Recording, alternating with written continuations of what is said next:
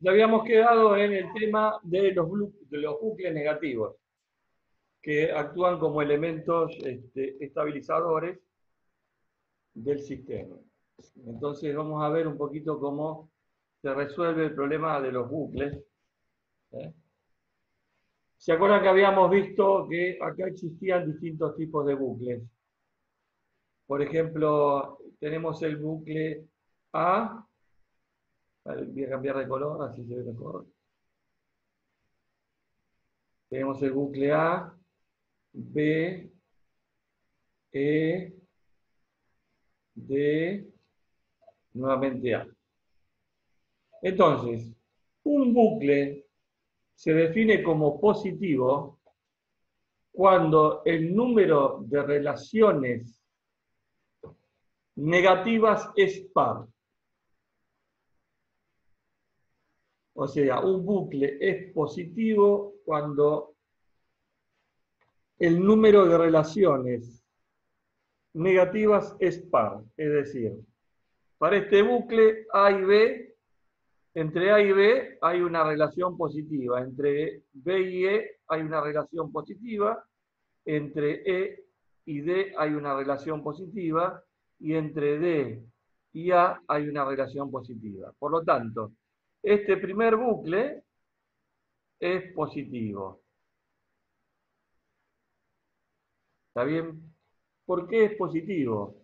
Porque no tiene ninguna relación negativa. Y al no tener ninguna relación negativa, el cero es par. Entonces, es positivo.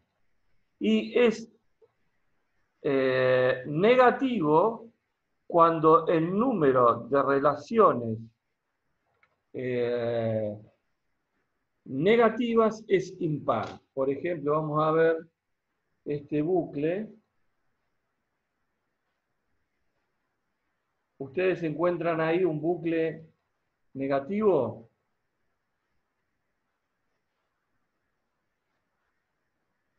Por ejemplo, este bucle AB, E, C, A. ¿Qué será? AB, positivo, positivo. A ver, ¿qué me dice el chat?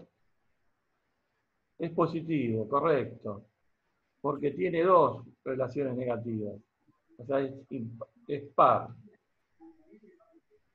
Y después el otro, DB, DB, DB, E, D. Bien. ¿Cómo será? D, AB, positivo, negativo, negativo. Es positivo. Es positivo. Ahí debe haber alguno negativo, ¿no? Algo que me olvidé. Bueno, ¿se entendió cuál es el concepto? El concepto es, cuando aparecen bucles positivos es porque el número de relaciones negativas es par.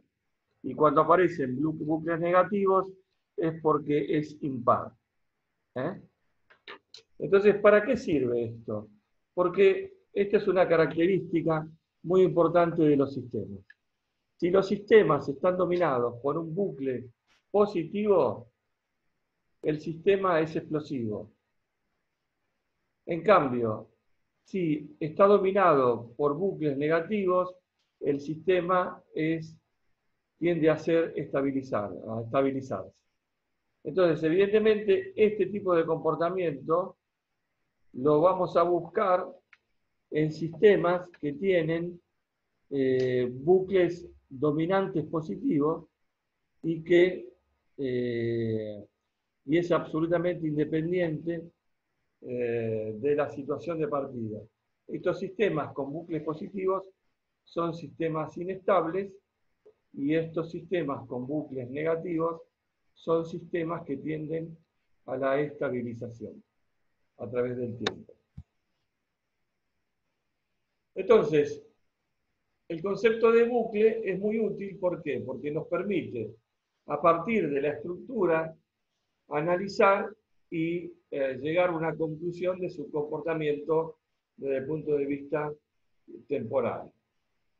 Si un sistema en general oscila permanentemente, o se halla en equilibrio, o decae con rapidez, entonces hay toda una tipología de razones estructurales que permiten decir qué tipo de bucle genera este comportamiento causal y de qué manera se puede alterar. Esto es prácticamente para todos los modelos en todos los ámbitos de aplicación. Entonces, la utilidad más importante, como siempre, comprender cómo la estructura de los sistemas provoca un comportamiento.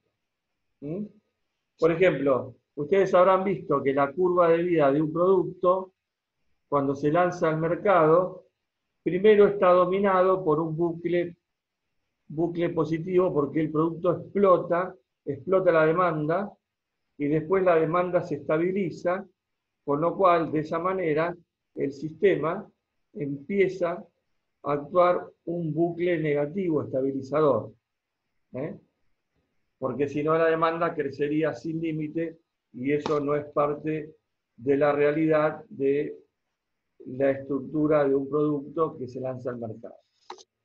Entonces, vamos a empezar a estudiar y a mencionar distintos elementos que pueden estar formando parte de la estructura de este tipo de sistemas. Hay un elemento que es el limitativo. El elemento limitativo es el elemento que ahora mismo limita la evolución y el crecimiento del sistema. Y ese elemento limitativo puede variar temporalmente, puede en un momento en el eje temporal puede ser un elemento y en otro momento puede ser otro elemento, pero siempre es un único elemento en cada momento. El elemento limitativo es dinámico en ese concepto. Por ejemplo, en el crecimiento de una planta, en una primera etapa de crecimiento, el agua puede ser la limitante, pero superada la escasez de agua, el limitante puede ser la cantidad de nitrógeno, por ejemplo, ¿no? Pero siempre hay un único elemento limitativo. Y acá tenemos algo muy importante. Vimos elementos limitativos, la importancia de los bucles positivos, negativos, los elementos limitativos. Y ahora vamos a ver los elementos clave, que también son denominados leverage point o puntos de palanca, fuerza o presión o de influencia. Y estos son los elementos más interesantes. ¿Por qué? Pueden variar a lo largo del tiempo. Pero estos elementos que se denominan leverage point o puntos de palanca son las llagas del sistema. Son aquellos elementos que lo tocas un poquitito y el impacto en el sistema es muy grande. ¿Está bien? Entonces, una pequeña modificación en la configuración en la cual intervienen esos puntos palanca generan un cambio muy importante en el sistema. ¿Está bien? Nosotros no vamos a poder distinguir en los prácticos y en los que hagamos estos puntos porque solamente son identificables haciendo lo que se llama un análisis de sensibilidad. Y el Benzin, que es el programa que utilizamos para hacer, además del Excel, no posee la herramienta, por lo menos el que es de versión libre para estudiantes, no posee la herramienta para hacer este tipo de estudios, ¿sí? Pero lo que tenemos que saber es que cuando queremos actuar sobre un sistema en el elemento clave, la identificación se hace a través de un análisis de sensibilidad. Bueno, acá hay una serie de directrices de Forrester, en la cual dice, de alguna manera, lo que estamos hablando, ¿no? El conocimiento de la estructura y de la configuración y de las relaciones estructurales, la identificación del punto clave. Siempre dice que un pequeño cambio a veces ese pequeño cambio puede ser una política diferente, un cambio, ahora vamos a ver cuando veamos el ejemplo, puede generar, por ejemplo, grandes cambios en el sistema. Y bueno, el resto también se refiere a, digamos, a los puntos claves y que, aún habiendo sido identificados esos puntos claves, se haya actuado mal sobre esos elementos.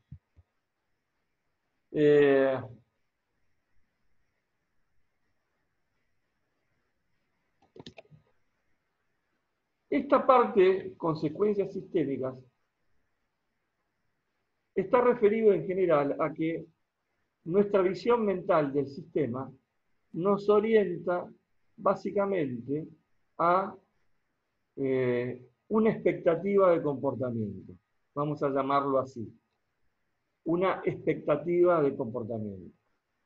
Y en general, cuando uno encuentra varios bucles, y en particular, por ejemplo, cuando el sistema posee más de 4 bucles, ya es muy difícil hacer un modelo mental del comportamiento del sistema y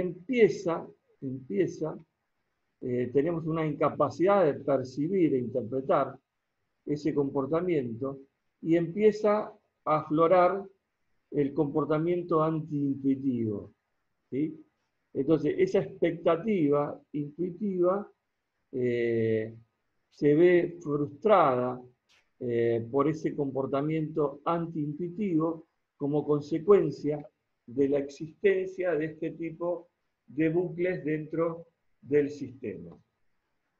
Entonces, acá tenemos un ejemplo que lo vamos a ver después. Y ahora lo que vamos a ver es una tipología. A ver si lo puedo ver, pasar a ver rápidamente. Si bien es cierto que dos sistemas que tienen la misma estructura, tienen el mismo comportamiento y la recíproca no es cierta, a veces tener una tipología de ciertos comportamientos y estructuras que la vinculan, nos es sumamente útil y permite avanzar muy rápidamente en la búsqueda de un modelo y el logro de un resultado determinado. Por ejemplo, lo primero que vamos a decir es, si un sistema es estable, es porque tiene un bucle, ¿no es cierto?, está dominado por un bucle negativo. Y si un sistema es explosivo, es inestable, es porque se encuentra dominado por un bucle positivo. Entonces, este es un primer indicio en cuanto al comportamiento y las relaciones sistémicas dentro de ese sistema problema característico de nuestro estudio. Los sistemas estables presentan una estructura, un bucle que es bastante característico y se encuentra en todos los modelos en donde se quiere estabilizar, un modelo donde se pretende estabilizarlo. Y esta es una estructura genérica, ¿no? Después vamos a ver que esto aparece en todos los modelos. Y esta estructura genérica se basa en que existe un estado deseado, por ejemplo, acuérdense del nivel del vaso, sería el estado deseado, ¿sí? La canilla, ¿sí? Y entonces ahora vamos a hacer con otro color el nivel del agua. Si abrimos la canilla, empieza a aumentar el nivel del agua. El estado deseado se compara con el estado real. Es decir, este estado, que es el estado deseado, se compara con el estado real. Y esto genera una diferencia. El estado deseado, comparado con el estado real, genera una diferencia. Esa diferencia genera una acción. Por ejemplo, abrir el grifo más. Hacer una apertura del grifo o mantener la apertura del grifo. Siempre la acción es la variable que consume recursos y consume energía. Y esta acción es la que va a modificar el estado real. Más acción, más apertura del grifo, más nivel en el vaso. Entonces, a medida que el vaso se llena, se sigue comparando, ¿sí? Y se genera una acción nueva. Hasta que me voy acercando, ¿sí?, al nivel que es el nivel deseado. En ese momento, ¿qué sucede? La diferencia disminuye. ¿Está bien? ¿Por qué? Al aumentar el estado real, disminuye la diferencia. Esta relación estado real-diferencia tiene una relación negativa. Y entonces, de esta manera, empiezo a cerrar el grifo hasta que el estado real y el estado deseado coinciden y ahí se estabiliza. ¿Se entendió esto? Perfecto, para mí sí. ¿Se entendió? Bueno, este tipo de... No sé el resto de los chicos qué piensan. Sí, sí, muy claro, dice Franco. Sí, dice Facundo. Perfecto. Entonces, el ejemplo del grifo es un ejemplo, pero imagínense que estas son todas variables que están midiendo y que esto genera una acción. Siempre la variable que representa la acción es la variable que consume todo el recurso, material o energético, porque es la que va a producir la modificación en el estado real. ¿Está claro? Entonces, este tipo de estructura es la estructura que vamos a meter en todos los modelos, en el diseño de un modelo de simulación en el cual se quiera lograr una estabilización de ese modelo. Si se entendió, bueno, acá dice que cuanto más inteligente sea un sistema, más claros tenga sus objetivos, más estable será. Esto también es aplicable a las personas. Bueno, sistemas hiperestables. Acá entro yo. Entro con los kilos que me puse en esta cuarentena. Soy un sistema hiperestable. ¿Qué quiere decir? Que tengo varios bucles negativos en mi haber que, aunque deje de comer, no bajo de peso. Aunque vaya a caminar 3 horas, no bajo de peso. Es decir, ¿qué es un sistema hiperestable? Es un sistema que tiene en su configuración varios bucles negativos y cualquier acción que se intenta modificar sobre un elemento, siempre el sistema reacciona estabilizando, porque si lo hago sobre un elemento en donde está actuando un bucle negativo, el sistema se estabiliza utilizando otro bucle negativo asociado a ese sistema de estabilización. Entonces lo que se logra es una especie de hiperestabilización o superestabilización. Pero un poco es como la economía argentina. Cualquier cosa que hagamos siempre va mal. ¿sí? Son sistemas hiperestables. Pero después vamos a ver que tienen otra característica, ¿no? Esta es la configuración de los sistemas hiperestables. Siempre va a haber algo que afectando al estado deseado lo va a reemplazar por otro estado deseado, por otro estado deseado y por otro bucle de estabilización. O sea que si este no actúa, van a actuar este o este. Gustavo, Sí, ¿cómo no? ahí en el ejemplo que hablábamos del efecto invernadero, del calentamiento global, había dos modelos, uno que refería a la generación de los gases de efecto invernadero y otro al incremento de la temperatura. Y veíamos que cuando aumentaba, perdón, los gases de efecto invernadero, aumentaba la temperatura, pero que cuando caía los gases de efecto invernadero, la temperatura no caía. Claro. Entonces, claramente es un ejemplo de esto que estás explicando ahora, o sea que Hay por un más bucle ahí que... que está estabilizando siempre la temperatura. Exactamente. Debe haber otro elemento o otro elemento clave por algún lado que está actuando, oponiéndose a, digamos, a que la temperatura baje y estabilizándola por otro mecanismo, que no sé cuál debe ser, ¿no es cierto? No, yo tampoco sé, pero sí, seguramente sí, y bueno, me parecía gráfico, digamos, para mostrarlo en este tipo de ejemplos donde hay varios puntos de estabilización. Perfecto.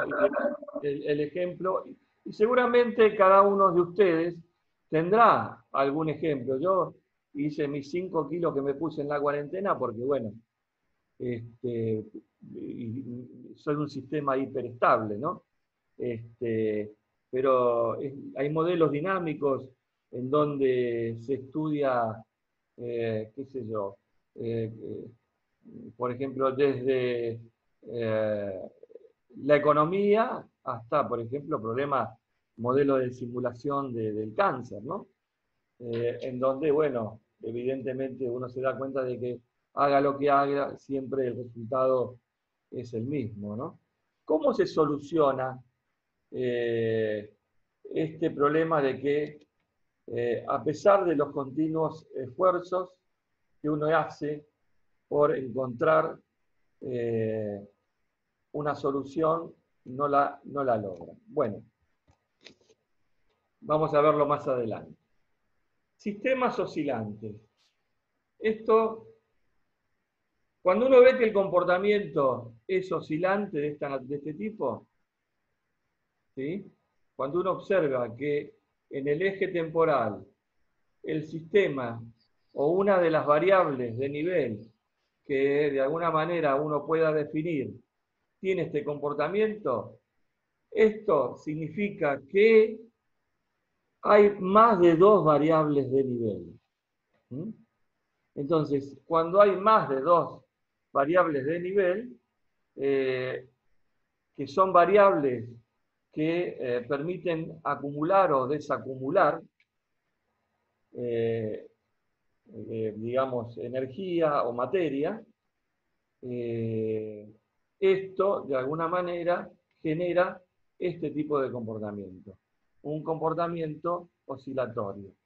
Y en general que esto es algo muy natural en la mayoría de los procesos. Un sistema sigmoide es el típico caso de, primero actúa un bucle positivo y después actúa un bucle negativo, como el lanzamiento de un producto nuevo al mercado. ¿Sí? Yo podría citar que esto también es la curva de crecimiento en la cinética de microorganismos. Yo sé que a ustedes esto no les va a decir nada, pero en una cinética microbiana hay una fase lag, hay una fase intermedia, hay una fase exponencial, hay otra fase intermedia y después hay una etapa de estabilización. Si yo les mostraría a ustedes esta curva, les digo que esta curva es la curva de lanzamiento de un producto y les muestro a ustedes la curva de cinética de crecimiento microbiano, es exactamente la misma. ¿Eh? Bueno, o sea que en todos lados encontramos ejemplos.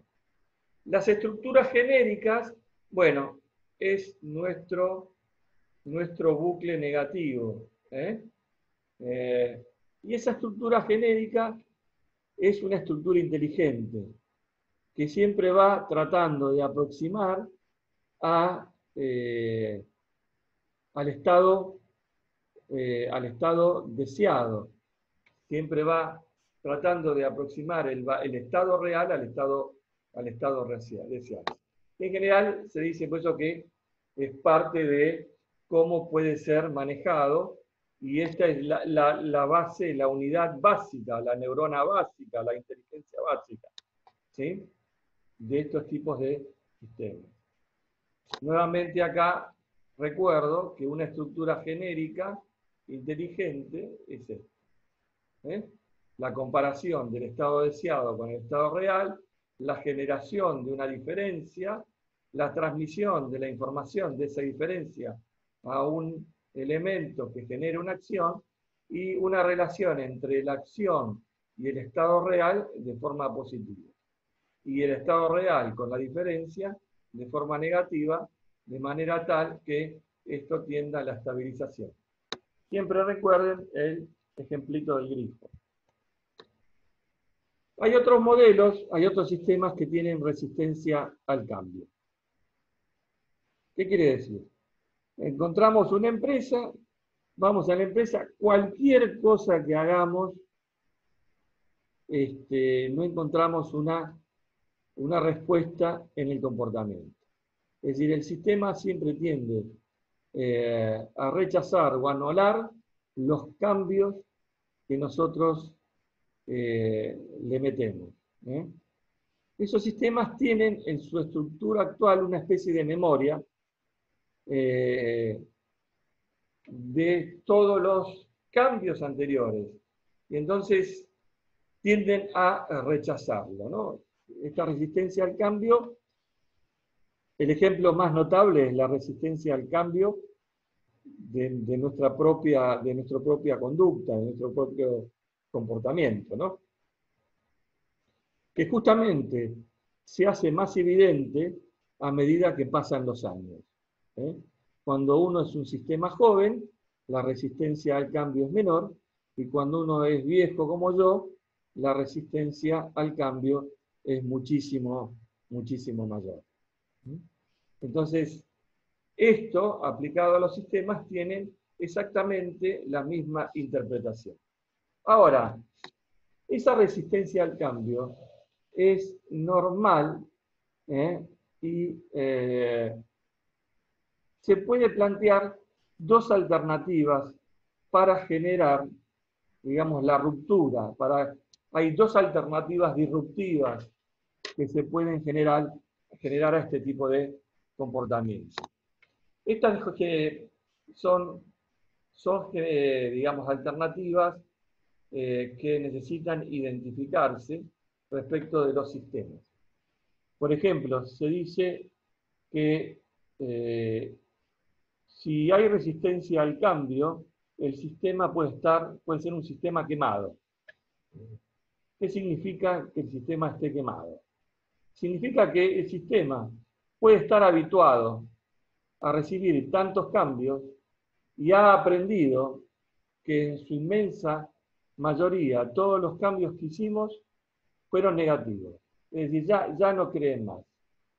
De alguna manera, todo lo que le hagamos, ¿sí?, el sistema no responde. Y no, de alguna manera, no conmueve, no genera un cambio en el comportamiento. Y esto es parte de ese aprendizaje, el aprendizaje que ha tenido ese sistema y que ha acumulado. Y hay otro que se denomina sistema perezoso. ¿Qué significa un sistema perezoso? Uno puede introducir un cambio y ese cambio va a generar un cambio positivo. Pero en el trayecto temporal del estado inicial al estado final que puede generar el cambio positivo, el sistema detecta algún cambio negativo. Y entonces, frente a ese comportamiento de percepción de un efecto negativo, independientemente que el resultado final sea positivo, el sistema perezoso lo anula. Es decir, no tiene paciencia. Es un sistema que yo lo llamaría más que perezoso, hiperansioso, ¿no? Entonces, al percibir un primer resultado negativo, anula cualquier tipo de cambio. Entonces, también hay otro tipo de comportamientos que se denominan erosión de objetivos. Realizar la acción para acercar siempre el estado real al estado deseado, siempre consume mucha energía, mucho tiempo, muchos recursos. Y entonces a veces aparece en esta erosión algo que se llama contaminación. ¿Qué es esto?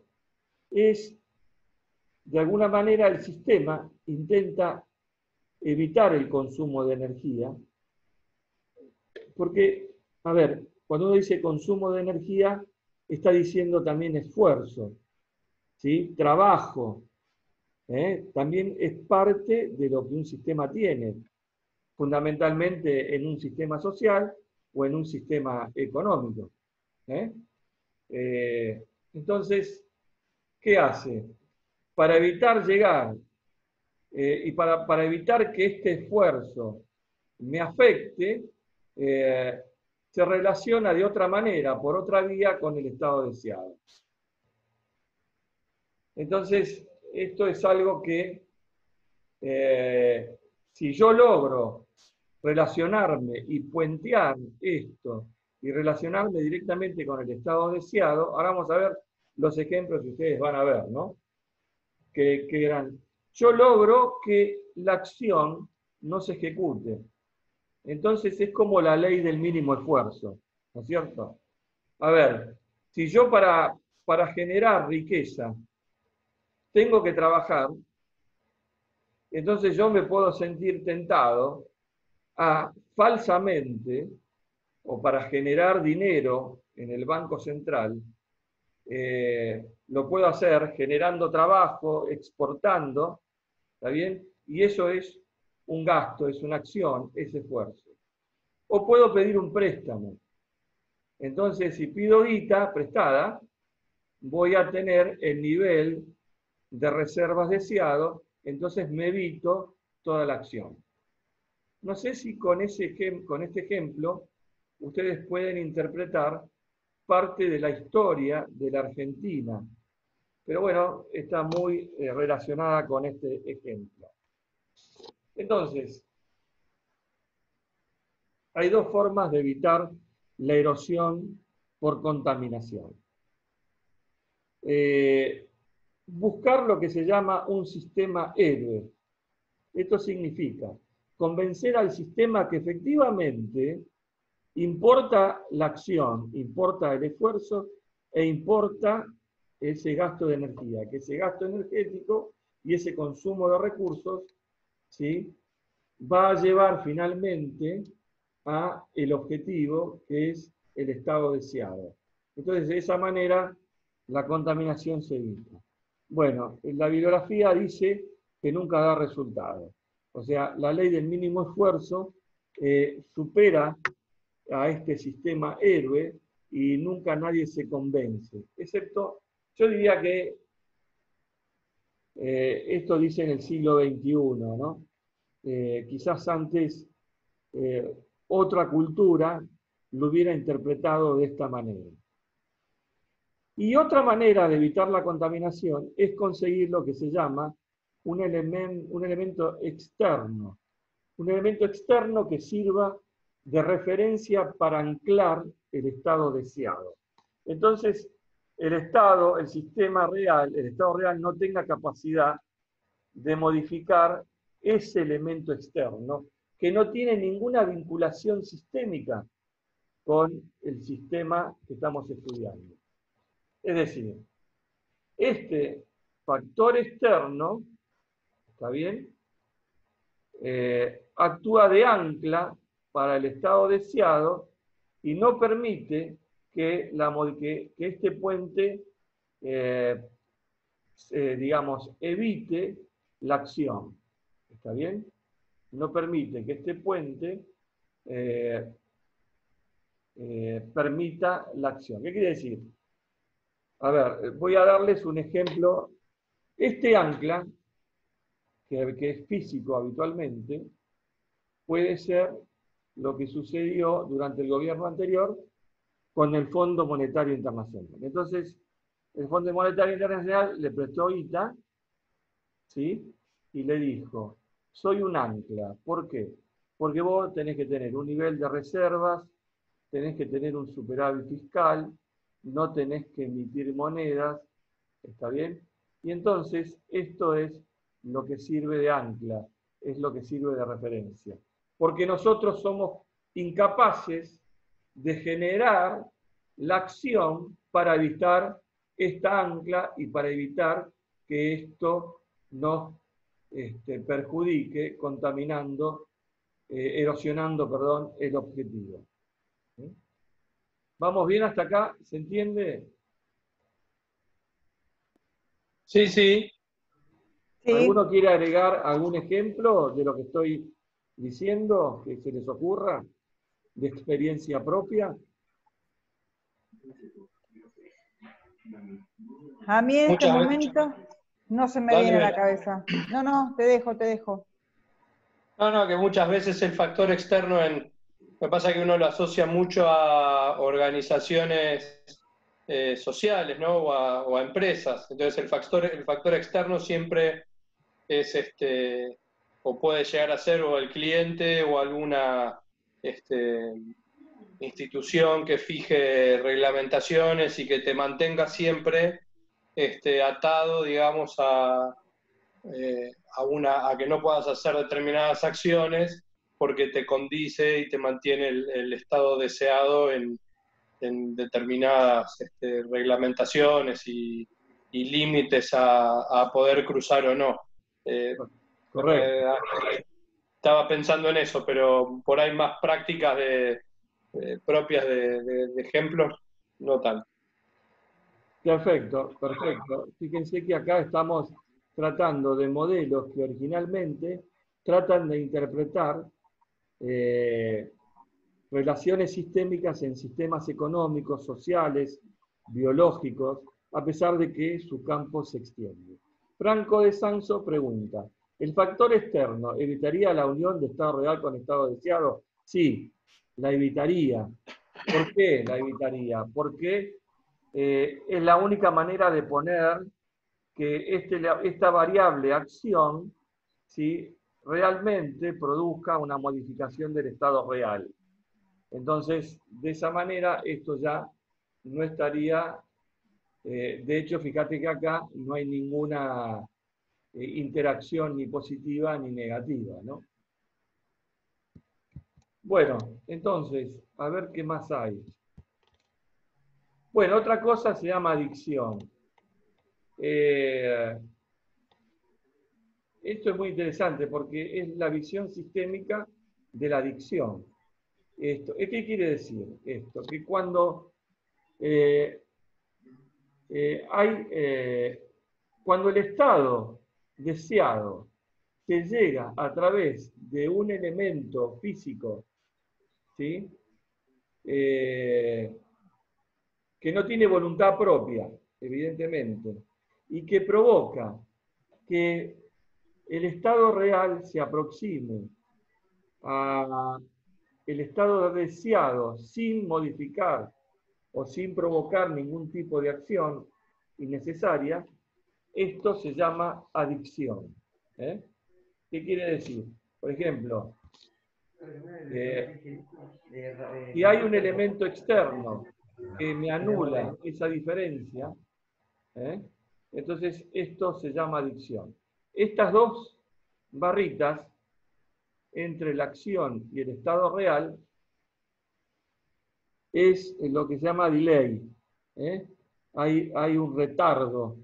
Cuando uno quiere, en estos diagramas causales, decir que hay un retardo, simboliza con dos rayitas. Por ejemplo, si viene un tipo y me dice, tomate esta pastillita para adelgazar en 2 días, en 5 días bajar los 5 kilos, entonces yo, ¿qué hago?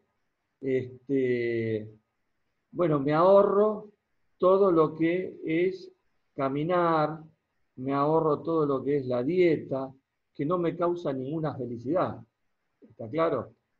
Entonces, toda esa acción se ve retardada porque igual tengo un metabolismo basal, pero hay un elemento externo que me va generando una aproximación al estado deseado. Si se trata de felicidad, vinculen a esto con la drogadicción y es exactamente lo mismo, ¿no? Se trata de un estado deseado de felicidad que no lo logro a partir de un trabajo interior, sino lo logro a través de un elemento externo, que es una droga, que me genera una felicidad. Pero al mismo tiempo me va generando una adicción y yo me quedo sentado y esto nunca se ejecuta. ¿Está claro? Bueno, cargo del factor externo. A veces el sistema recibe ayuda de otro sistema externo para lograr el estado deseado. ¿Sí? Sería esta de alguna manera la simbología. Un estado deseado ajeno que modifica, digamos, otro bucle negativo que modifica al estado real, y esto de alguna manera va generando una mayor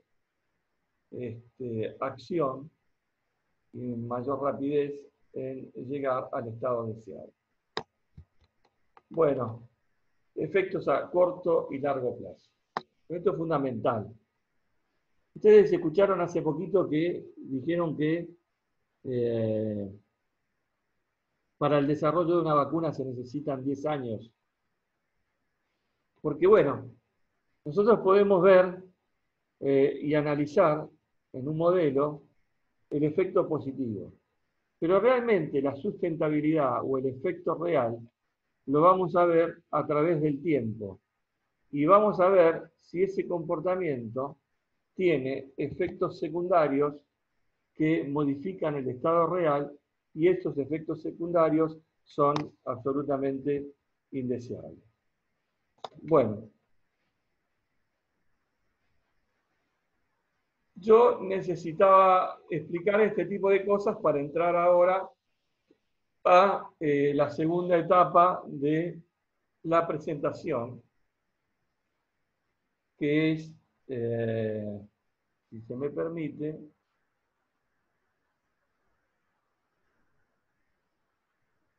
esta modelo. Bueno, dinámica del sistema. Vamos a ver qué es... Sí, perdón. Sí, perdón que te interrumpa. Son 6:30, creo, 7 menos algo. No sé si los chicos después a las 7 tienen clase, no sé si estoy confundido con los jueves o es que hoy los chicos también tienen clase después a las 7. No sé, que me lo digan ellos. Mariano dice que no. Franco del Sanso dice que no. Nicolás dice que no. Ah, no, estoy confundido yo entonces. Puedo seguir un rato más, aunque sea para llegar a un ejemplo numérico. Sí, perfecto. Hey. No, yo porque no estaba confundido. El jueves, entonces, perdón. Muchos de ustedes tendrían que ir preparando un Excel. ¿Está bien? Bueno, vamos a ver, construcción de un modelo. Como primera etapa, para construir un modelo, vamos a identificar el diagrama de flujos del modelo. Un diagrama de flujos del modelo es un diagrama causal. Y a partir del diagrama causal, tenemos que traducir ese diagrama causal en una serie de ecuaciones que podamos meter en una computadora o en un programa, ¿sí? Para ver la evolución temporal de las variables. Y de esa manera hacer un análisis fundamentalmente de sensibilidad. Entonces, no hay muchas reglas para la construcción de un modelo, pero sí hay recomendaciones para abordar este proceso de construcción. Lo primero que se dice es, usted haga una fotografía mental al sistema y lo que salga en ella. ¿Qué hay? ¿Hay personas? ¿Hay caminos, kilómetros cuadrados? ¿Hay litros? ¿Hay animales? ¿Hay dinero? Bueno, a todo lo que tenga este tipo de visualización, lo vamos a llamar variables de nivel o niveles. ¿Sí? Después, busque, observe cuáles son aquellos elementos que pueden variar o provocar una variación en las variables nivel. ¿Está bien? O sea que pueden aumentar, acumular o desacumular en esas variables. A esas variables ustedes la tienen que denominar flujos. Y en general son variables que tienen unidades referidas al tiempo. Personas por día, litros por hora, etc. Esas variables son flujos y son las variables que pueden modificar las variables de nivel, modificando, aumentando o disminuyendo el nivel en esas variables. El resto de los elementos se denominan variables auxiliares. Por ejemplo, los niveles son aquellos elementos que nos muestran en cada instante la situación del modelo. Se ejemplifica con un rectángulo, ¿sí? Y de alguna manera sobre los niveles actúan los flujos.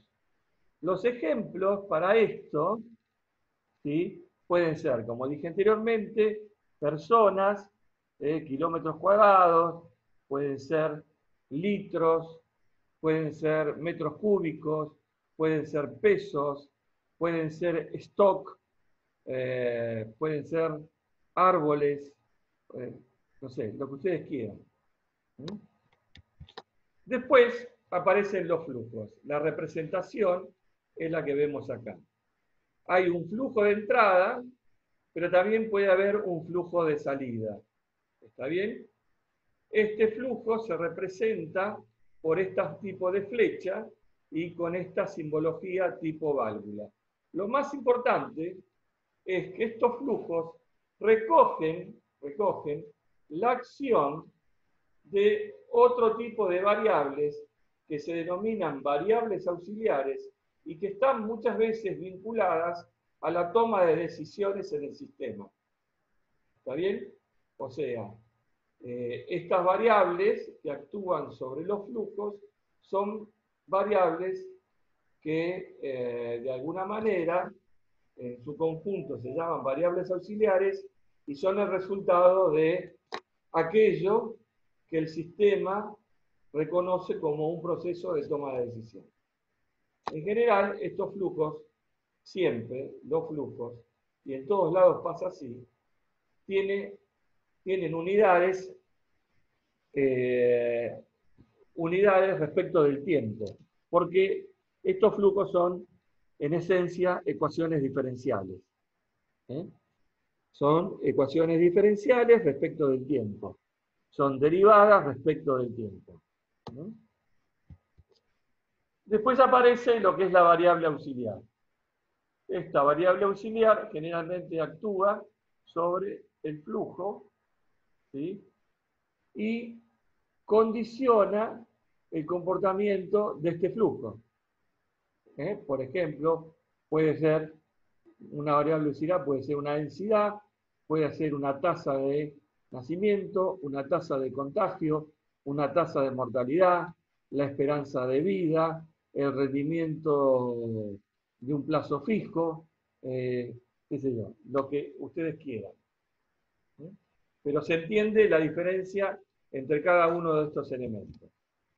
Después, las magnitudes físicas entre flujos se representan a través de lo que se llaman canales materiales, o sea, este canal material es, digamos, la representación entre una variable de flujo, lo que une a una variable de flujo y una variable de nivel, y la flechita es lo que se denomina canal de información, o sea, el link es información que se transmite, como su nombre lo indica, y que por su naturaleza se puede, no se conserva. También, por último, hay un retardo. Retardo que se simboliza con estas dos rectas paralelitas ahí sobre el canal de información.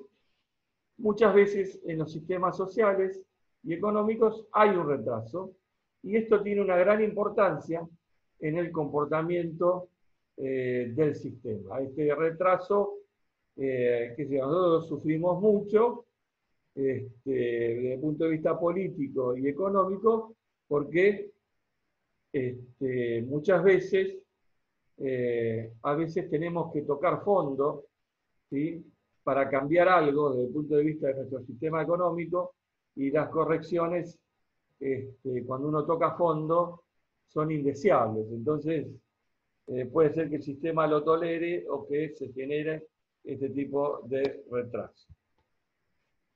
Bueno, cuando uno trata de, en nuestras clases,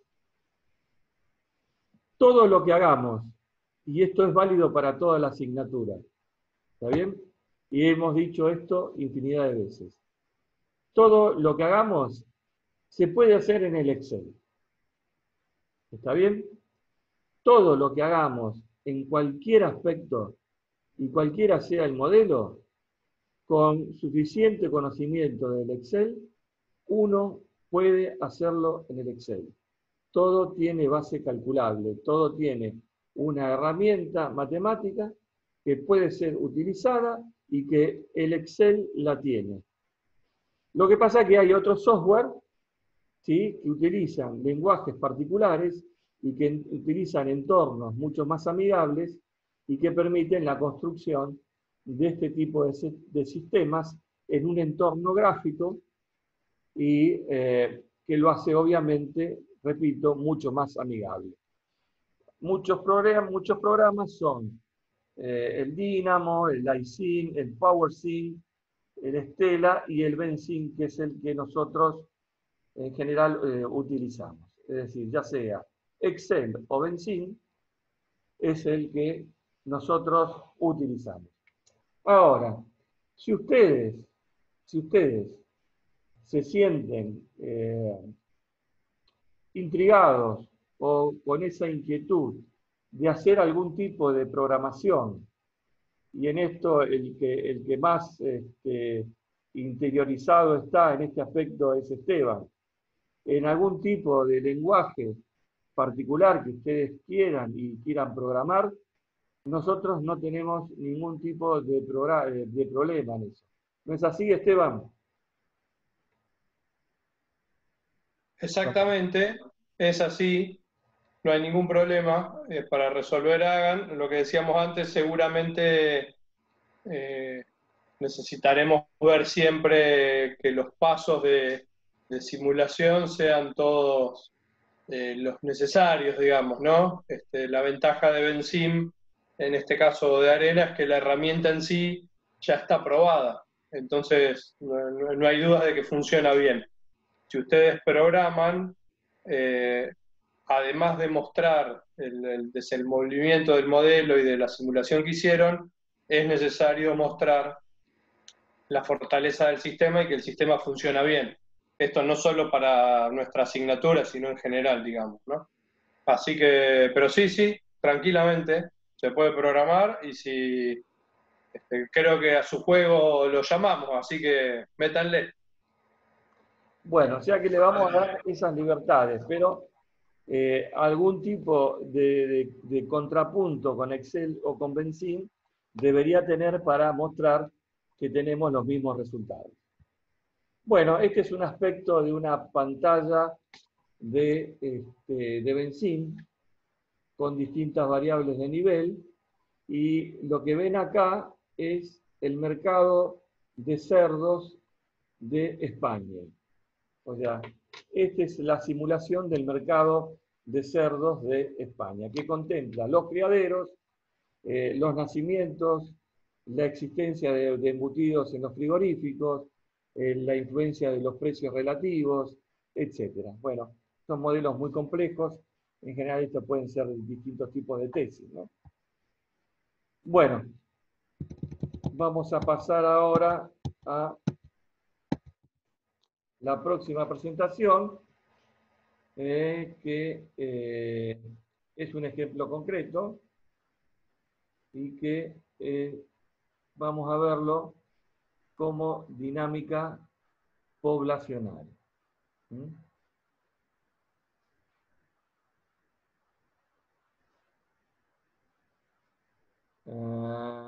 ¿Y por qué? ¿Qué me pasó? No lo encuentro. A ver esto. Perdone, pero se me perdió el modelo. No hay problema, no hay problema. Recuerden lo que normalmente decimos también, que lo que nosotros hacemos ahora es esto de abrir una puerta de una habitación oscura y con un haz de linterna mostrar solo algunas cosas que entendemos después les van a permitir crecer más y profundizar más en la herramienta y en este caso en la simulación. Así que esto como que serían los primeros pasos para avanzar, ¿no? Sí, un poco lo que hemos vivido en estos años de esta asignatura es que esta parte es la más rica para ustedes, los chicos de sistemas, ya que, bueno, pueden simular, el que se anima a programar en un lenguaje que ustedes sepan, y después, bueno, por supuesto, convencernos a nosotros, como decía Esteban y Gustavo, de que el trabajo presentado cumple con lo que nosotros necesitamos evaluar y también con una fortaleza, ¿no? Bueno, Esta es la parte más entretenida para ustedes. se me había escondido la presentación, no la veía. Bueno, vamos a ver un ejemplo real. ¿Está bien? Este ejemplo tiene que ver con lo que se llama dinámica poblacional. Primero vamos a resolverlo en Excel. Así que yo invito a que ustedes,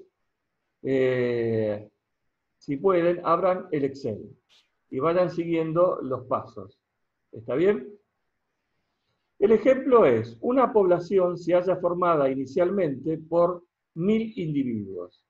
Su tasa de natalidad es del 5% semanal y su esperanza media de vida es de 100 semanas. No hay migraciones y la distribución de edades de la población es uniforme. Si se mantienen constantes la tasa de natalidad y la esperanza de vida, obtendremos una determinada evolución temporal del número de individuos. Yo pregunto a la clase, ¿se puede hacer una estimación sin ayuda de un ordenador? Por ejemplo, ¿cómo será la población para dentro de 5 o de 20 semanas? ¿O de 10 semanas?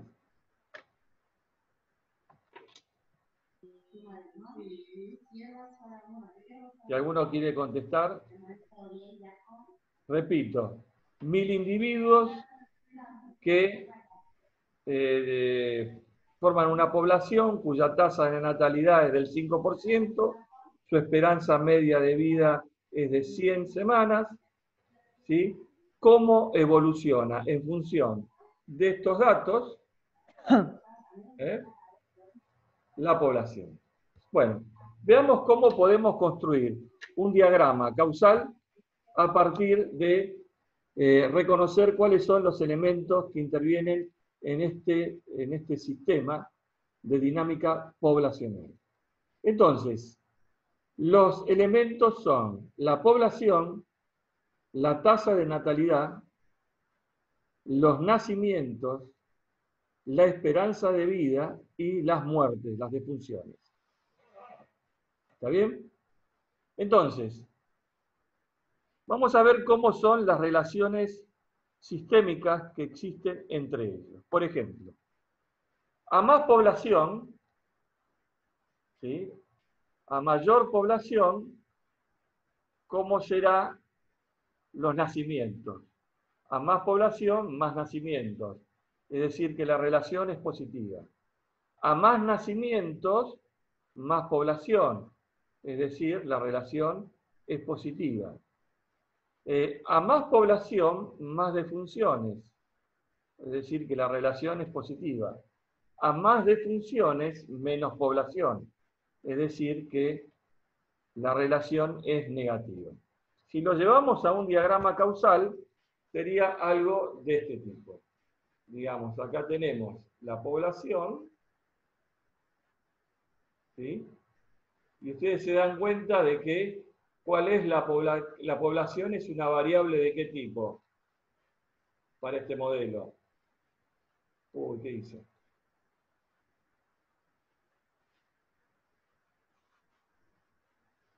La población Dejaste de compartir ahí. de qué tipo.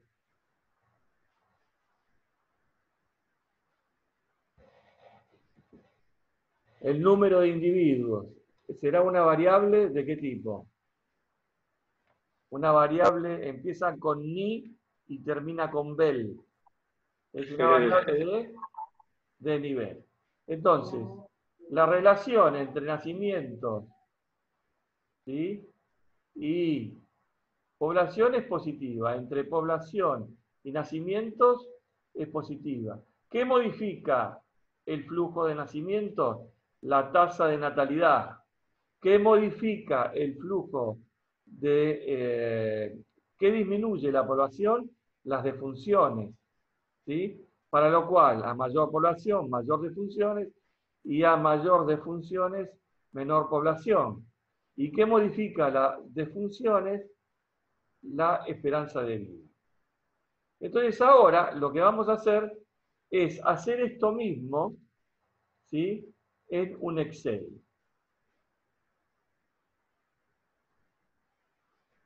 Y ver si podemos obtener la misma curva que yo estoy obteniendo acá. Gustavo, ¿Sí? perdón que te interrumpa, yo me quería despedir. Ahora a las 7 entraba en clase con otra asignatura, así que yo salgo ahora del aula.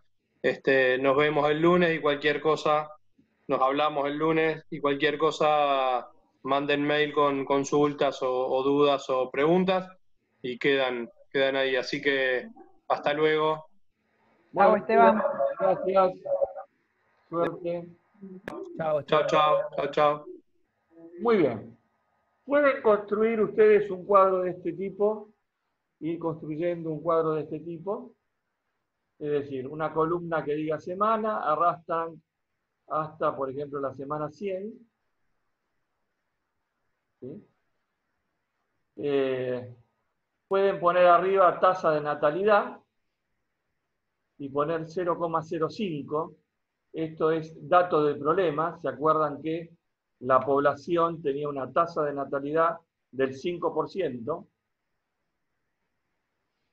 Al lado poner la esperanza de vida. ¿Se acuerdan que la esperanza de vida de esa población es de 100 semanas? Y la población inicial es igual a 1000. ¿Está bien? Entonces, en la semana 0, son las condiciones que tenemos para empezar a estudiar el modelo. Estas son las condiciones. El modelo parte de acá. Entonces, vamos a calcular primero los nacimientos. Los nacimientos van a ser iguales ¿a qué? A la población, en este caso G4, acá, este punto, por C5, que es la tasa de natalidad. Como la tasa de natalidad es siempre la misma, porque es constante, podemos repetirla en toda esta columna, a lo igual que la esperanza de vida. ¿Me van siguiendo?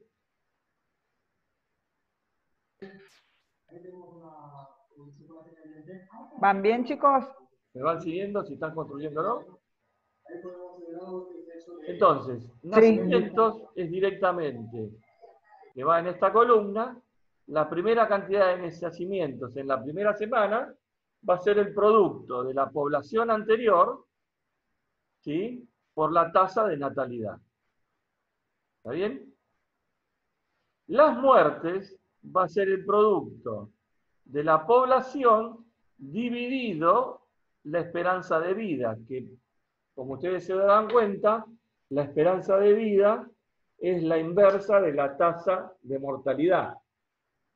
Entonces acá va a haber 50 nacimientos y 10 defunciones.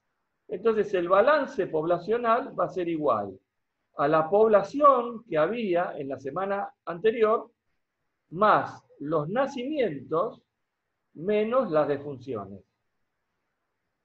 ¿Está bien? Entonces, si copiamos todo esto y le damos todo para abajo, ustedes van construyendo cuál es la, cuantificando cuál es la evolución temporal de este sistema. Es muy fácil. ¿Está bien? ¿Alguien me quiere decir algo?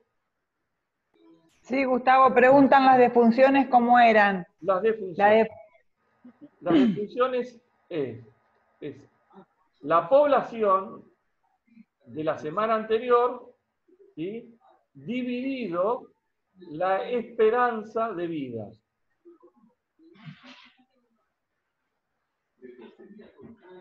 Es esto que está acá.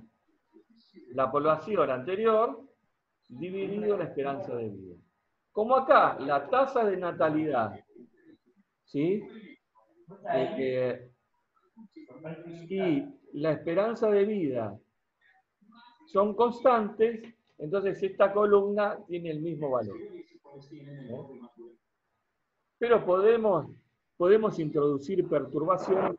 No es este el momento para hacer este tipo de cosas, pero uno puede introducir perturbaciones a una u otra, o en algún momento una pandemia que produce una mortalidad adicional o que disminuye la esperanza de vida, etc.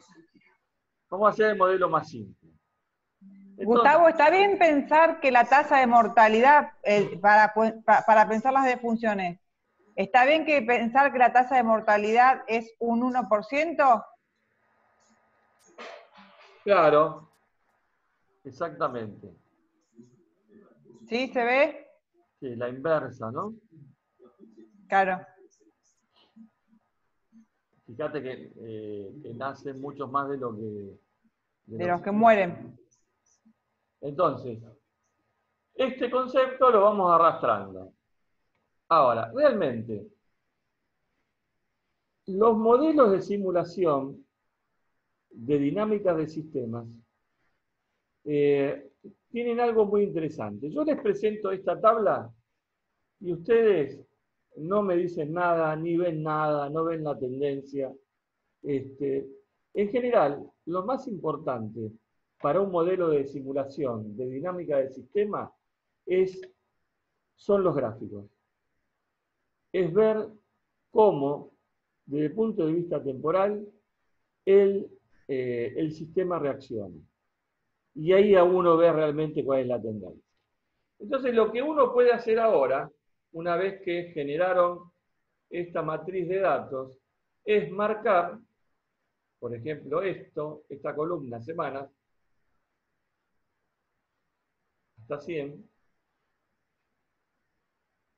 ir apretando control y marcar la población.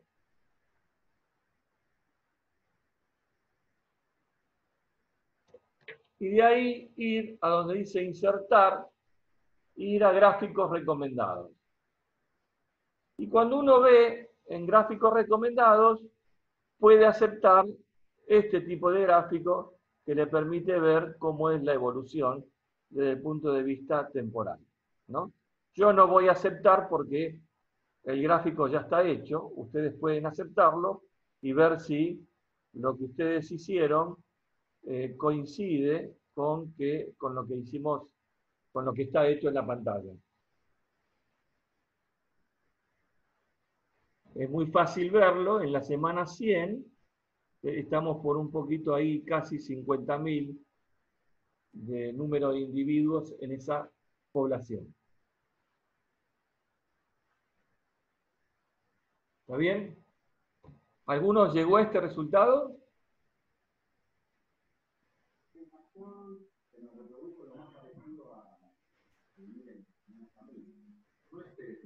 Sí, llegué, dice Franco de Santos. Que llegó. ¿Quién más pudo haber llegado? ¿Pudo haberlo hecho? Estamos ayudando a más de 7.000 chicos. Bueno, tenemos 13 participantes nada más, así que se fueron yendo. Bueno, les propongo lo siguiente. Vamos a suponer que ahora queremos utilizar esto como un elemento de dinámica poblacional y tomar una decisión desde el punto de vista político. ¿Está bien? Yo voy a cambiar la tasa de natalidad. Acá voy a poner años. Voy a cambiar la tasa de natalidad por la tasa de natalidad del último censo de Argentina, que es 0.017, el 1,7%. Y voy a poner acá la esperanza de vida de la Argentina, que en promedio es 78 para mujeres y 75, 76, vamos a poner 77 para no andar haciendo tantas vueltas. ¿Está bien? Y entonces, acá vamos a poner una población de 44 millones. O sea que mi población inicial es 44. Esto, el eje Y está en millones de habitantes y acá estamos en años. ¿Está bien? Fíjense cómo es la evolución para este gráfico de la pregunta es la siguiente. De acuerdo a esto, ¿cuál es la población que vamos a tener en el 2040? Estamos cerca de este punto que debería ser, bueno, acá tendría que haber modificado el gráfico para que me marque la coordenada, pero en 20 años, no llegamos a aumentar 4 millones de personas en Argentina. ¿Está bien? Fíjense que recién llegaríamos a ser casi 60 millones de argentinos dentro de 80 años. Es decir, en el año 2100, nosotros, de acuerdo a este modelo, estaríamos con una población con la tasa de natalidad actual y con la esperanza de vida actual de 60 millones. Entonces, el gobierno puede trazar una política y decirle, bueno, muchachos, no podemos obligar a que, desde el punto de vista de la evolución tecnológica y del mejoramiento de la calidad de vida, es esperable que la esperanza de vida en vez de disminuir, aumente. Entonces, no podemos matar a la gente, ¿no es cierto? Pero sí podemos establecer una política de aumento de la tasa de natalidad. ¿De qué manera? Y por ejemplo, incentivando, y acá vienen las decisiones políticas, o sea, yo lo que matemáticamente necesito es aumentar este 0,017. Ahora, aumentar este 0,017 implica aumentar la tasa de natalidad. Y no puedo decretar un aumento de la tasa de natalidad. En el sistema tengo que establecer una política de manera tal que la reacción en el comportamiento del sistema sea aumentar la tasa de natalidad. Entonces yo voy a decirle a cada matrimonio que tenga un hijo, que cada vez que tenga hijos, les voy a dar 1 millón de pesos, qué sé yo, no sé. Entonces fíjese que la tasa de natalidad me aumenta un 50%, entonces vamos a suponer, ¿no? Es una suposición. Si me aumenta la tasa de natalidad un 50%, tengo que aumentar 8.5 y entonces me estaría dando 0.0255. 0.0255. De esta manera, fíjense, que yo voy a llegar a 60, pero fíjense cómo reaccionó el sistema, ¿sí? El sistema reaccionó de llegar a 60 millones de habitantes en casi 25 años. Solamente modificando la tasa de natalidad. Entonces, mi decisión política es, muchachos, necesitamos una mejor y una mayor demografía en nuestro país y aumentemos la tasa de natalidad. Bueno, vamos a darle $1 millón a cada pareja que tenga más hijos y que tenga hijos y que aumente. Estas son las políticas que están actuando en Europa, dado que la tasa de natalidad se ha estancado y la esperanza de vida aumenta, entonces la población está envejeciendo. ¿Está bien? Y esto genera un problema social, porque cada vez hay que pagar más en jubilación y cada vez se tiene menos población desde el punto de vista demográfico más joven. Y contrariamente a lo que pasa en China, en donde la tasa de natalidad se limita. Entonces, si vos tenés 2 hijos, te mandamos al paredón. Entonces, todo este tipo de juego es lo que permite este tipo de modelo. ¿Está bien? Entonces, lo que vamos a ver ahora es cómo esto mismo, quiero volver a los valores anteriores, así los vamos, bueno, lo dejamos y después comparamos esto mismo con el resultado en el benzín. Entonces ahora yo voy a dejar de compartir y voy a presentarles el benzín, que lo tengo que tener por acá. Ah, bien. Acá está.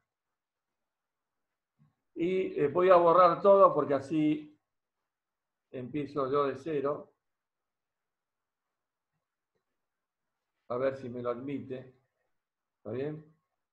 Y voy a decir, bueno, tengo que construir lo mismo que estaba en Excel, tengo que construir un sistema en este entorno gráfico que me permita simular dinámicamente la dinámica, lo que llamamos, valga la redundancia, dinámica poblacional.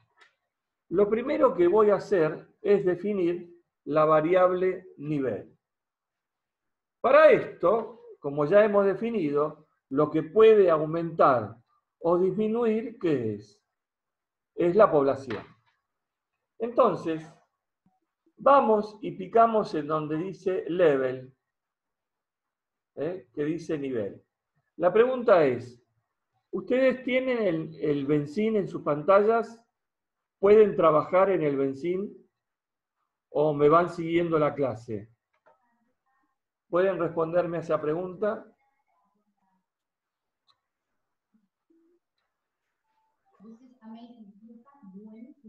Te sigo, Gustavo, no lo pude bajar, dice Franco. Franco dice no lo tengo. Algunos dicen que es más fácil, Facundo dice que es más fácil seguirlo ahora y practicar después. Muy bien, entonces vamos, Te yo siguen. no me voy a detener demasiado en saber si les dio el mismo resultado. Entonces, lo primero que identifico es la variable nivel. Y construyo y pongo en mi gráfico la variable nivel picando en donde dice level. Arrastro y más o menos en la mitad del gráfico pico y ahí voy a escribir población. Y le doy enter.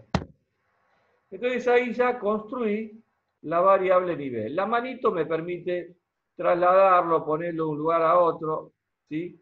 Y este redondelito me permite diagramarlo, configurarlo, alargarlo de otra manera. Como en nuestro modelo tenemos una única variable de nivel, ¿sí? Si yo tuviese otras variables de nivel, picaría en varios lugares y le pondría el nombre que corresponde a esa variable de nivel. ¿Está bien? Pero como no tengo otra variable de nivel, lo único que tengo es la variable de nivel población. Una vez que definí la variable de nivel población, lo que voy a definir son las variables de flujo, que son dos: nacimientos y defunciones. Y entonces voy a donde dice rate, este simbolito que aparece como una valvulita. Pico ahí y me traslado posicionalmente y pico a la izquierda y me aparece una nubecita. Suelto y arrastro el mouse hasta adentro de la población y pico con el lado izquierdo del mouse. Entonces ahí voy a poner nacimiento. Y le voy a dar OK.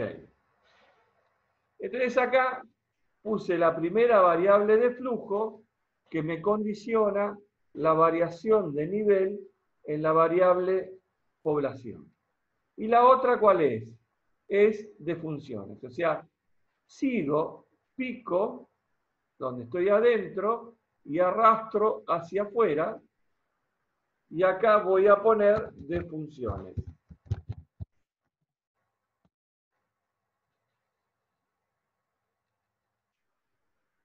Voy a poner de funciones. ¿Está bien? Voy a borrar, porque algo salió mal acá. Voy a ir de nuevo a Array y voy a poner muertes en vez de funciones, ¿eh? Para que quede más claro. Y ahí aparece la variable que resta, ¿ok? La variable que resta. Bueno, ya no hay ninguna otra variable de flujo, no hay otra ecuación diferencial que modifique a la variable de nivel población. Con lo cual, voy a ver qué condiciona a los distintos flujos que tenemos definidos en el sistema. Y estos se llaman variables auxiliares, que aparece en este icono donde dice A más. Una variable auxiliar es la que se llama tasa de natalidad. Le doy Enter. Y otra variable auxiliar es la que se llama esperanza de vida. Le doy Enter. Entonces, hasta acá lo que hemos hecho fue configurar y poner todos los elementos que entran en el modelo dinámico. Ahora, lo que tengo que poner es cómo se dan las relaciones causales entre cada uno de estos elementos estructurales del modelo. Y lo voy a hacer relacionando con estas flechas que llaman, que acá está en el icono arrow. Y entonces voy a decir, bueno, esta tasa de natalidad tiene que ver con los nacimientos, esta esperanza de vida tiene que ver con las muertes, a mayor población, mayor nacimientos, y a mayor población, mayor muerte. ¿Está bien? Entonces, estos simbolitos se pueden prolijar y hacer, de alguna manera, una, digamos, algo un poquito más prolijo. Entonces,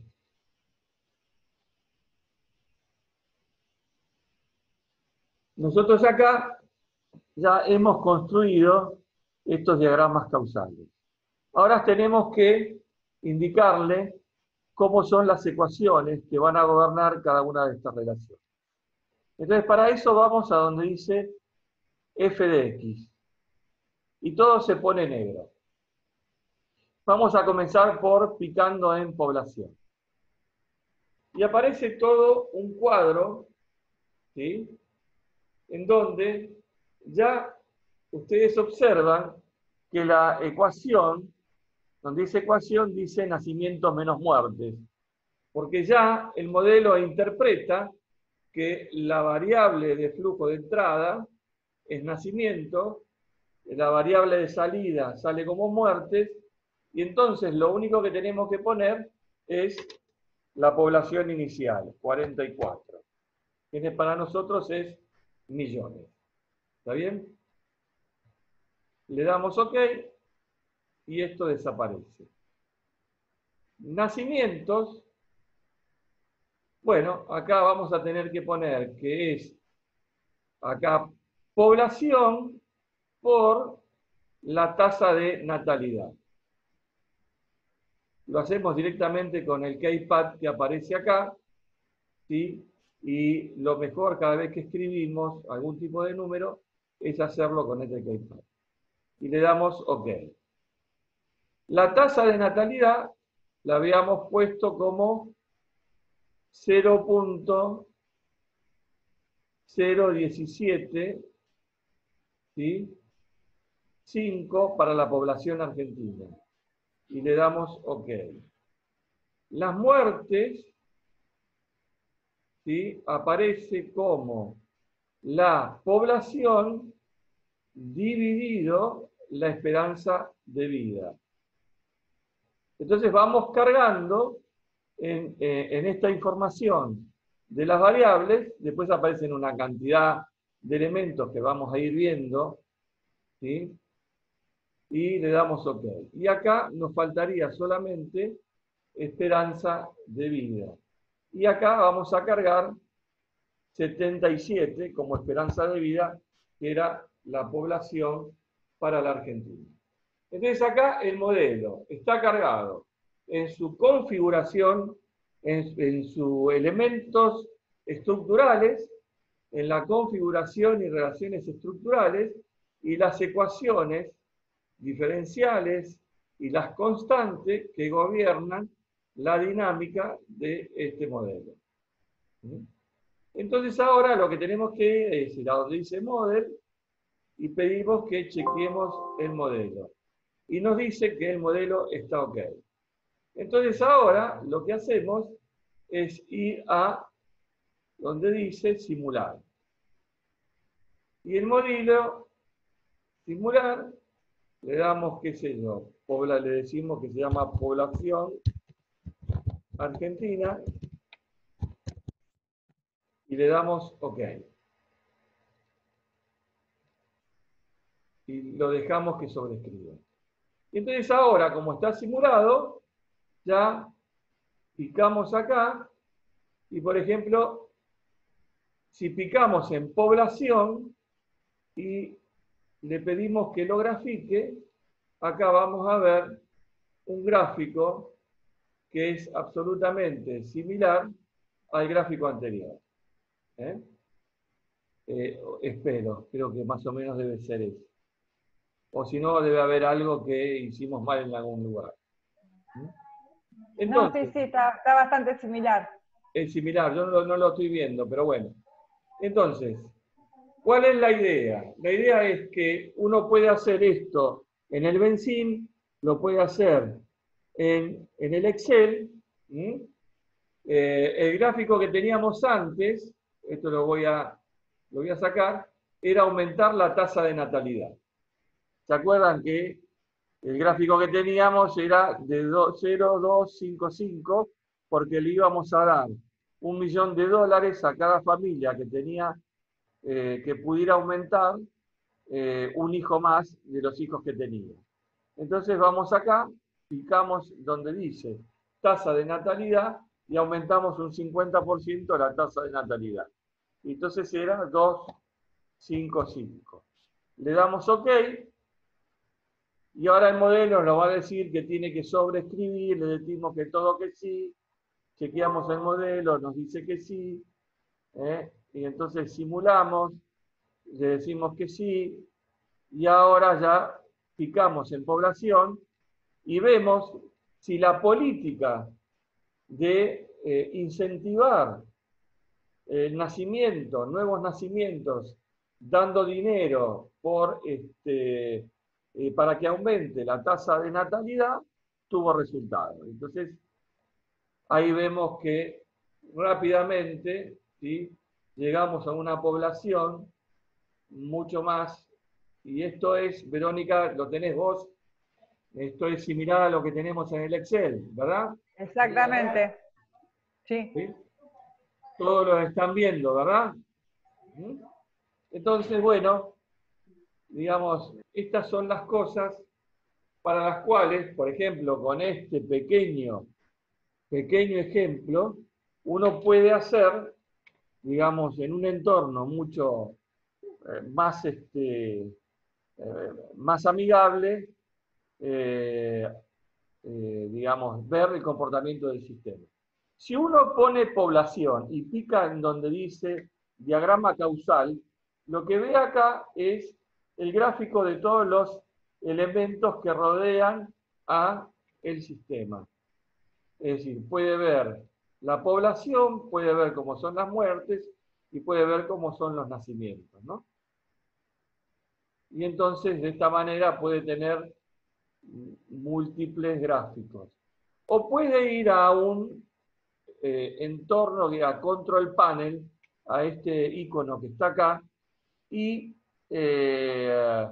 puede ir apretando gráficos, en gráfico ir a donde dice nuevo gráfico, y un título, ponerle un nombre, picar en donde dice usar la misma escala, y seleccionar una variable.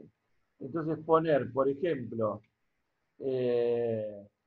población, darle OK, y acá seleccionar nacimientos y darle OK. Y entonces ver qué pasa cuando hago este gráfico.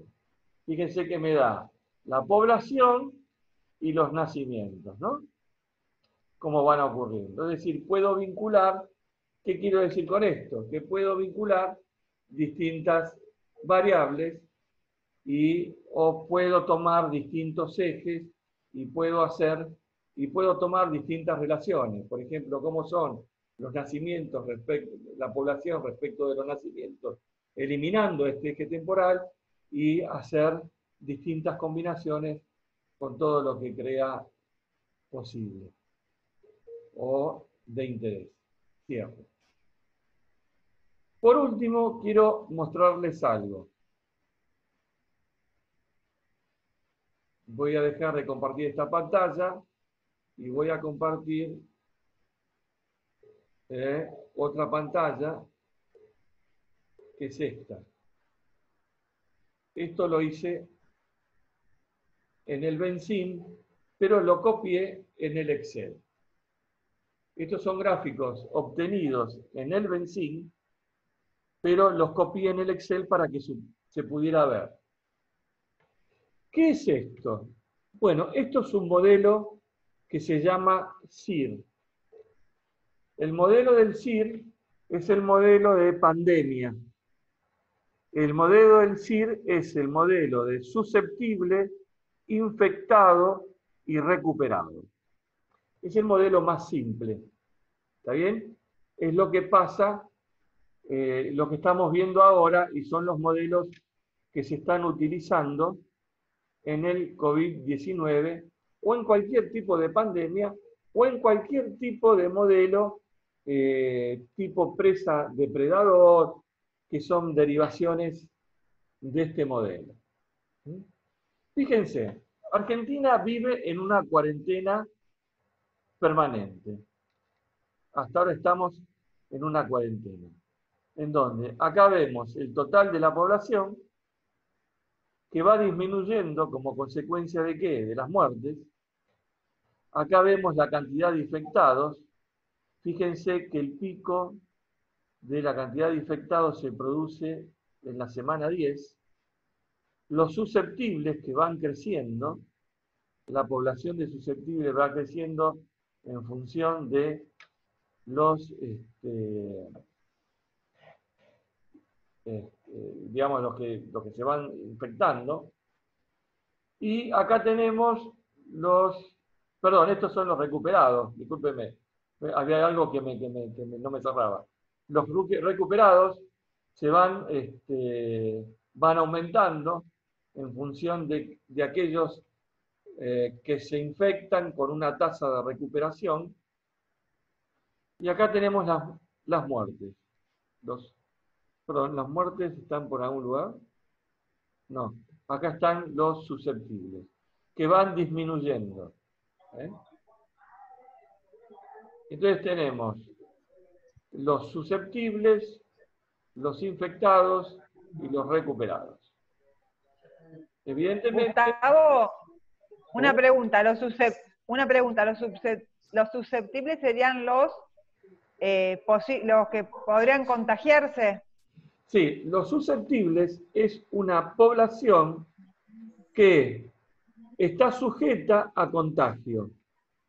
Y la velocidad con la cual pasa de ser susceptible a infectado, la da la tasa de contagio. ¿Está bien? Sí, está bien. Entonces, lo que quiero que vean es lo siguiente. Con la cuarentena y el aislamiento social, lo que uno hace es que disminuir la tasa de contagio. ¿Por qué? Porque la tasa de mortalidad es inherente estrictamente al virus. ¿Está claro? La tasa de mortalidad, o sea, si muere el 5%, no lo puedo evitar. Murió el 5%. De hecho, lo que ven acá es una tasa de mortalidad del 5%. Lo que sucede es, yo tomé, digamos, una tasa de contagio para Argentina característico para una cuarentena. ¿Está bien? ¿Por qué hago esto? Porque ahora les voy a mostrar, ¿se acuerdan que se armó una controversia con el caso sueco? Que el presidente en el último discurso para justificar la cuarentena, ¿sí?, nombró al caso sueco. Yo quisiera que ustedes vean cómo es la velocidad con la cual se van produciendo los infectados. Vamos a ver. Fíjense acá que el pico está en esto, en la semana 10. En Suecia, fíjense cómo se da el fenómeno. Acá estamos en un pico, después hay una pequeña meseta, pero prácticamente después de la semana 12, el problema ya se estabilizó. Lo mismo pasa con los susceptibles. Fíjense que a la semana 7, todos los que estaban susceptibles ya o se recuperaron, todos se infectaron, y el 5% murió y el resto se recuperó. ¿Está bien? Que está en esta etapa. Entonces, ¿qué pasó? El ministro de Salud sueco dice, señores, si este sistema es mejor que este, o este sistema es mejor que este, lo vamos a ver con el tiempo. Porque el número de muertes, el número de recuperados, siempre va a ser el mismo. Y yo creo que tiene razón. Lo único que hizo Argentina con esto es lograr que su endeble sistema de salud pudiera contener aquellos infectados y que no se sature el sistema de salud rápidamente con una tasa de contagio muy alto que produzca una cantidad de infectados tan alta rápidamente que requieran un sistema de salud mucho más robusto que nosotros en la actualidad no tenemos. Entonces, estas son las dos diferencias entre Argentina y Suecia. Pero a la larga, a largo plazo, es lo mismo. ¿Está claro? Y esto se puede ver en un sistema SIR que en la próxima clase se los comento. Y vemos cómo funciona. Bueno, espero que les haya sido de utilidad. Yo termino la clase acá. Y cualquier pregunta a sus órdenes. Bueno, gracias Gustavo. Muy interesante esto del sistema SIR. Porque se escuchó hablar en los medios de comunicación y está bueno verlo acá. No sé qué piensan los chicos. ¿Alguno quiere hacer alguna pregunta?